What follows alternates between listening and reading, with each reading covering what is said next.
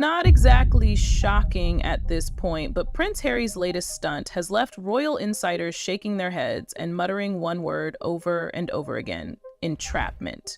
Because really, what else would you call inviting your estranged father and brother to a major public event before privately reaching out to them and then making sure the press knows about it? Not just any event, either. Harry has chosen the 2027 Invictus Games as the setting for this so-called olive branch. But here's the kicker. The grand finale of the event is expected to clash directly with Queen Camilla's 80th birthday. Coincidence? Please, let's break this down. Prince Harry has apparently approved email invitations to King Charles and Prince William, with plans to send them to their private secretaries later this month. But instead of doing the reasonable thing, quietly reaching out and giving them space to decide, he leaked the entire thing to the Mail on Sunday. So now Charles and William are stuck.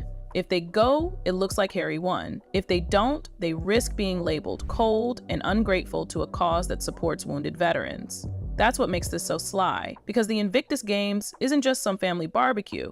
It's a globally recognized event for military vets, and both Charles and William, as members of the royal family, have long-standing military associations. The optics of them turning down an invitation to support veterans are complicated, to say the least. But then again, so are Harry's motives. For Harry, the games are more than just a pet project.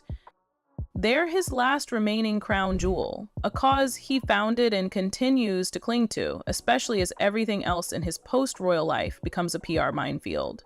By dragging Charles and William into the spotlight with him, even indirectly, he's attempting to inject some legitimacy back into his public image. And if they reject him, perfect. That just gives him another opportunity to play the victim again. But here's where it gets even messier.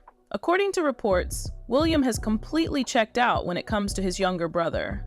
Gone is the anger and frustration that bubbled over after Spare was published. That fury has been replaced by something even colder: indifference. Sources close to William say he doesn't even bring up Harry anymore. And that, in a way, is more damning than any statement he could make. Charles, on the other hand, is a wild. Despite everything, there's still a possibility he might cave, attending some early part of the games just to keep up appearances. He's the king now. He has to think about optics, legacy, and diplomacy. But even that potential visit would be undercut by the fact that Harry didn't handle this like family. He handled it like a PR executive trying to force a narrative. Meanwhile, the British public seems largely on the side of Charles and William. People can see through the tactics. Leaking invites before they're sent? That's not reconciliation, that's pressure. That's using the media as a weapon, again. And then there's Meghan. According to insiders, there's still uncertainty over whether she and the children will attend the games at all. She's previously claimed she won't set foot in the UK unless she's guaranteed full police protection, a request that's already been denied. But if she does show up, you can bet it'll be about the photo ops, not the veterans. That's what happened last time when her presence was so distracting she was reportedly asked to leave early. The very next day, she posted photos of Archie and Lilibet on social media, turning family drama into Instagram content. William's silence says more than any interview ever could. While Harry keeps throwing public grenades and making theatrical gestures, William's strategy has become simple. According to close friends, the once fiery frustration has cooled into a kind of calculated detachment. He no longer wastes energy on rebuttals, no longer dwells on what could have been. The emotional bond they once shared has been replaced with distance, both literal and emotional. And in that silence, there's a message. He's done. Behind the scenes, it's clear this isn't just some passive phase. William has moved forward. His focus is on the future of the monarchy, his wife's recovery, his father's health, and his children's upbringing. In that world, Harry has become a footnote, no longer central, no longer a priority. According to sources quoted in the Sunday Times, William barely mentions his brother now. And when he does, it's often with a sort of amused detachment, as if speaking about a distant relative whose antics are more annoying than painful. The real twist?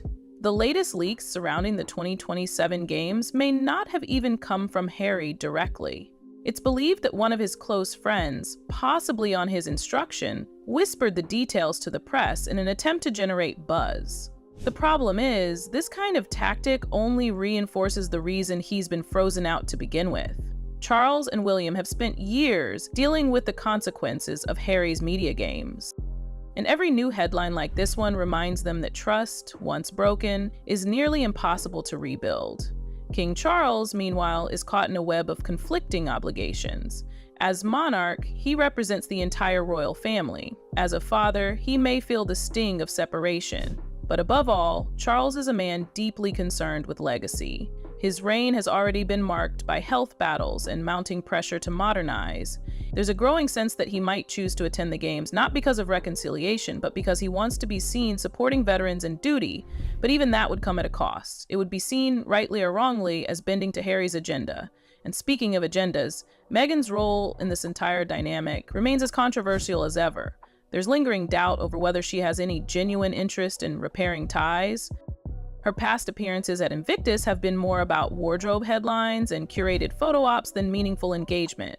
One particular appearance was so overbearing that it shifted the entire tone of the event, drawing attention away from the veterans and onto her presence, and ultimately leading to her early departure. Since stepping back from royal duties, Harry and Meghan have tried to carve out a unique lane, leveraging their royal connections while rejecting the responsibilities that come with them.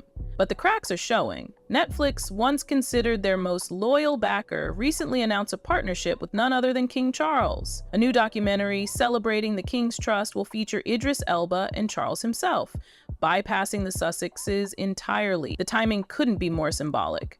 This move from Netflix wasn't just a PR shift, it was a recalibration. Despite their high-profile deal, Harry and Meghan have struggled to deliver consistent success on the platform. The hope that they would become Netflix's golden couple has dimmed. And now the company is hedging its bets, betting on Charles's steady legacy over the Sussexes' chaotic drama. It's business, plain and simple. And it stings, because for Harry and Meghan, this wasn't supposed to be the plan. Public perception has shifted, and fast. Once seen as the bold, rebellious duo breaking free from outdated royal traditions, Harry and Meghan are now viewed by many as a couple stuck in a cycle of publicity stunts, contradiction, and selective victimhood. And the latest twist in their saga, the so-called reconciliation invite, has only fueled that narrative further. It's not outreach if it comes with camera. It's not vulnerability if it's stage managed. And the royal family, after years of drama, has learned to recognize the difference. One of the strangest parts of Harry's public persona today is how out of touch it seems with the decisions he's made. He left, willingly. He torched bridges through interviews, memoirs, and documentaries. He mocked family traditions, spilled private conversations, and painted an image of the royal household as cold, unfeeling, even dangerous. But now, he's pretending that all it takes to patch things up is an email invite to a sports event with a press release attached. It's not just naive, it's calculated. The truth is, if reconciliation was truly on the table, it wouldn't come through tabloid leaks or Instagram-friendly press conferences. It would come from a quiet, private conversation, a phone call, a genuine apology, acknowledgement of the hurt caused not just to his father or brother, but to the entire institution he once vowed to support. Instead, Harry keeps choosing the public route, the performative route. And that, more than anything, proves why things will never go back to how they were. Meanwhile, Charles is treading an increasingly delicate path. He knows his reign is short compared to those before him. Time, both politically and biologically, is pressing in. He has no luxury for drawn-out family drama. Every public move is scrutinized not just as a father, but as a monarch. That's why his next decision, whether to attend the Invictus Games or not, carries weight far beyond a calendar conflict. It's not just about honoring veterans. It's about showing the country where he stands. And right now, standing firm might mean staying away. Behind palace walls, the focus has turned toward the future. William is already laying the foundation for a stripped-back monarchy, one with fewer working royals, less pomp, and a more modern image. He's not looking back. He's making plans for his own coronation, his own legacy. There are whispers that he may never even move into Buckingham Palace, opting instead to run the monarchy like a leaner, more agile machine. To him, the crown is about adapting to the times, not entertaining sideshows for Montecito. And then there's the kids, Archie and Lilibet. They've become a part of the narrative without even knowing it. Harry reportedly wants them to keep their HRH titles, hoping they can decide for themselves whether to become working royals one day. But the reality is, that door is closed. Those roles come with expectations, commitments, and above all, trust, none of which currently exists between the Sussexes and the rest of the firm. It's not bitterness, it's boundaries. Even in the press, the tide is turning. Outlets that once championed Harry and Meghan are cooling off. Magazines like People, long considered friendly to the Sussex brand, recently featured a glowing Kate Middleton cover while leaving the Sussexes out of the spotlight. Netflix's pivot toward Charles is just one more signal that the entertainment world sees where the wind is blowing, and it's not toward California. In the end, Harry may continue reaching out through press strategies and public gestures, but for the people who once mattered most to him, his family, it's already too late.